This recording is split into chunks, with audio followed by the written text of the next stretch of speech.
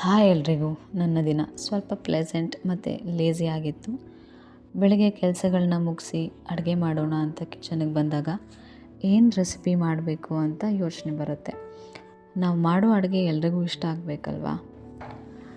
ಹಾಗೆ ರಿಲೇಷನ್ಶಿಪ್ಸ್ ಕೂಡ ಎಲ್ಲರೂ ಚೆನ್ನಾಗಿರಬೇಕು, ಒಟ್ಟಿಗೆ ಖುಷಿಯಾಗಿರಬೇಕು ಅಂತ ಬಯಸೋದು ಸಹ ಸಹಜ. ಒನ್ ಸೈಡ್ ರಿಲೇಷನ್ಶಿಪ್ ಯಾವಾಗಲೂ ಸಹ ಫ್ಲಾಪ್ ಆಗುತ್ತೆ. ಅದು love between male and female or husband and wife, ಇಲ್ಲಾಂದರೆ daughter in law, between in laws ಕೂಡ ಆಗಿರುತ್ತೆ. ಟೂ ಸೈಡ್ಸಿಂದ ಎಫರ್ಟ್ ಇದ್ದರೆ ಮಾತ್ರ ಒಳ್ಳೆ ರಿಲೇಷನ್ಶಿಪ್ ಆಗೋದು.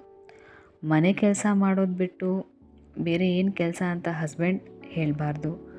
ಒಂದು ವೈಫ್ ಬಯಸೋದು ಹೆಲ್ಪ್ ಅಲ್ಲ, ರೆಸ್ಪೆಕ್ಟ್ ಮತ್ತು ಜೊತೆಯಲ್ಲಿ ಕಳೆಯೋ ಚಿಕ್ಕ ಪುಟ್ಟ ವಿಷಯಗಳ ಚರ್ಚೆ. ಹಾಗಂತ ರಜೆ ಹಾಕಿ ಕೂತ್ಕೊಂಡು ಮಾತಾಡಿ ಅವಳಿಗೆ ಕೆಲಸ ಮಾಡಿಕೊಡಿ, ಹೆಲ್ಪ್ ಮಾಡಿ ಅಂತ ಅಲ್ಲ.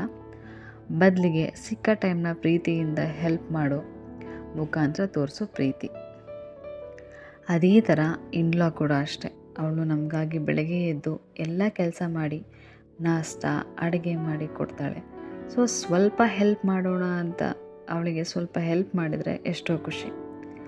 ಮಕ್ಕಳು ಅಷ್ಟೆ. ನನ್ನ ಅಮ್ಮ ಒಳ್ಳೆ ರೆಸಿಪೀಸ್ ಮಾಡಿ ಕೊಡ್ತಾಳೆ.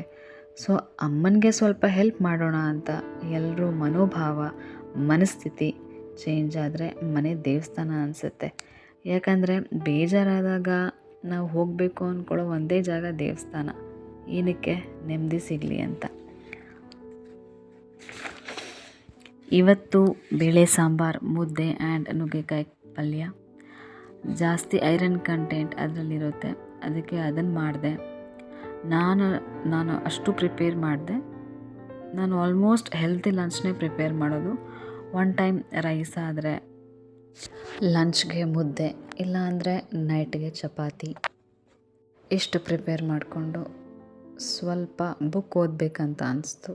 ಓದ್ಕೊಂಡು ಮತ್ತು ಸ್ಕೂಲ್ ಮುಗಿಸೋ ಟೈಮ್ ಆಯಿತು. ಹೋಗಿ ನನ್ನ ಮಗಳನ್ನ ಸ್ಕೂಲಿಂದ ಕರ್ಕೊಬಂದು ಮಿಕ್ಕಿದೆ ನನ್ನ ದಿನಚರಿ ಹಾಗೆ ನಡೀತು.